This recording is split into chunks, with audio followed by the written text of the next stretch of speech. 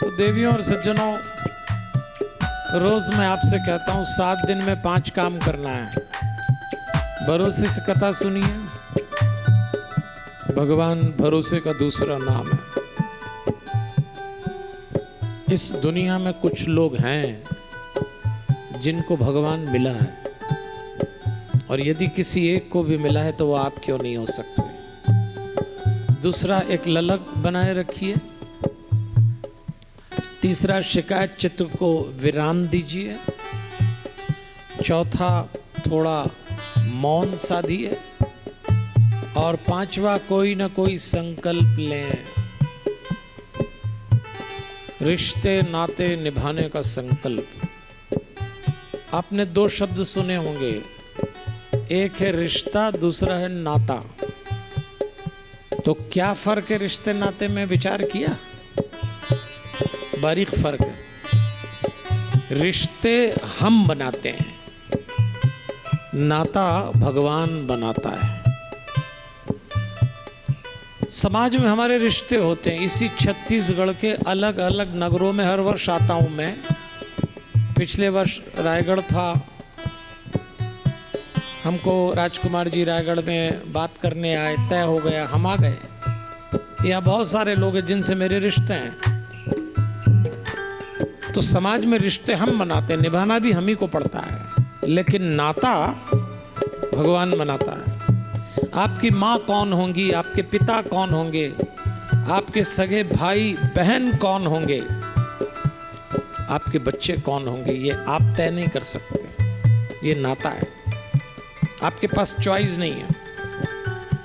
नाता भगवान बनाता है। और हम लोगों के जीवन में एक संबंध ऐसा है जिसकी शुरुआत तो रिश्ते से होती, पर होता नाता है, और वो है पति पत्नी का। इसमें भी भगवान की स्वीकृति है।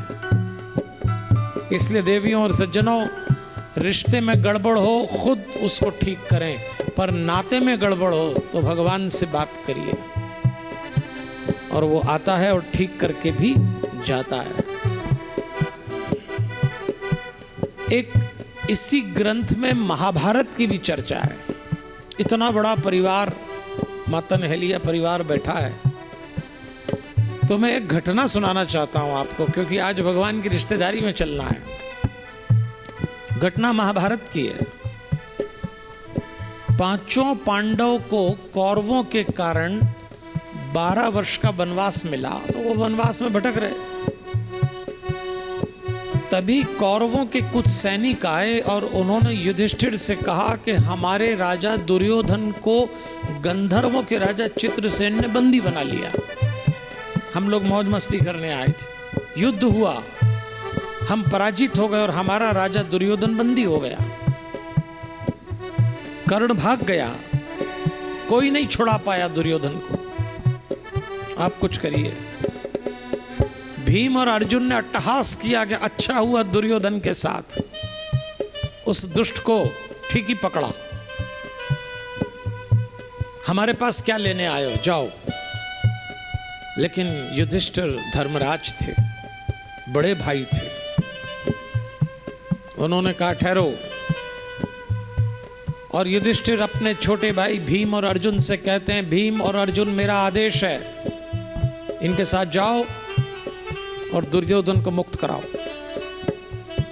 अर्जुन ने कहा, भीम बोला, भैया आप ये क्या आदेश दे रहे हैं? उस दुर्योधन के कारण हम जंगल जंगल भटक रहे हैं। उसने हमारे प्राण लेने में कोई कमी नहीं छोड़ी, आप उसको छुड़वाने की बात कर रहे हैं। लेकिन युधिष्ठिर कहते हैं, हम कह रहे हैं तो जाओ, अभी छुड़वाओ। ऐसा कहते हैं।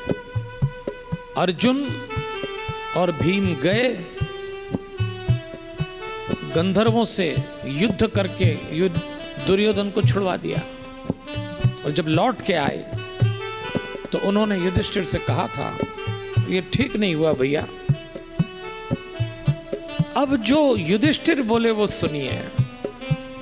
युधिष्ठिर ने कहा, भीम और अर्जुन, मैं जानता हूं दुर्योधन ने हमें परेशान करने में कोई कमी नहीं छोड़ी, पर अब एक श्लोक बोलते हैं, भवन्ति भेदो ज्ञाति नाम कलाहश्च व्रकोदर युधिष्ठिर कह रहे हैं प्रसक्तानि च वैराणि कुल धर्मो न नश्यति।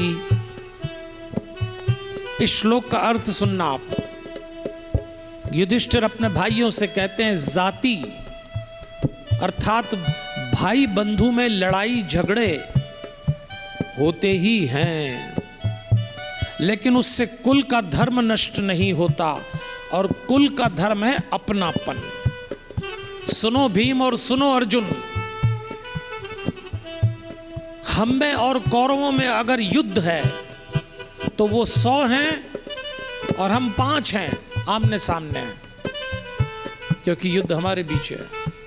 लेकिन यदि युद्ध गैरों से है, दूसरे से है, गंधर्वों से हैं, तो फिर वो 100 हम 5 नहीं, फिर हम 105 हैं। पहले बाहर निपटेंगे, बाद में घर में निपटेंगे। जब बाहर का मामला हो तो हम एक हैं।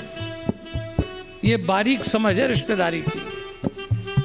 इसलिए देवियों और सज्जनों, आइए हम सब मिलकर रिश्तों का सम्मान करें।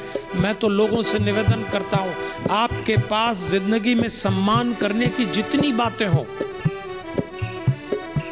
सकता है आप बहुत पढ़े लिखे हैं, सम्मान करिए। आप बड़े ओहदे में हैं, अपने ओहदे का सम्मान करिए, लेकिन एक बात का सम्मान जरूर करिए, इस बात पर गर्व करिए कि हम इस वंश की संतान हैं। ये हमारे माता पिता हैं, ये हमारे भाई बहन हैं, ये हमारे रिश्तेदार हैं। उस पर भी गर्व करिए, हमेशा गर्व करिए।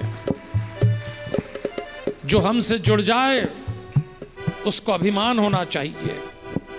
रिश्तों में जहर न घुलने देंगे। देवियों और सज्जनों, रिश्ते टूट गए तो क्या? किसी ने बहुत अच्छी बात बोली, रिश्ते टूट गए तो क्या, अनुबंध अभी बाकी है। चंदन तो तुमने पोंछ लिया, सुगंध अभी बाकी है। ऐसे रिश्ते नहीं टूटते।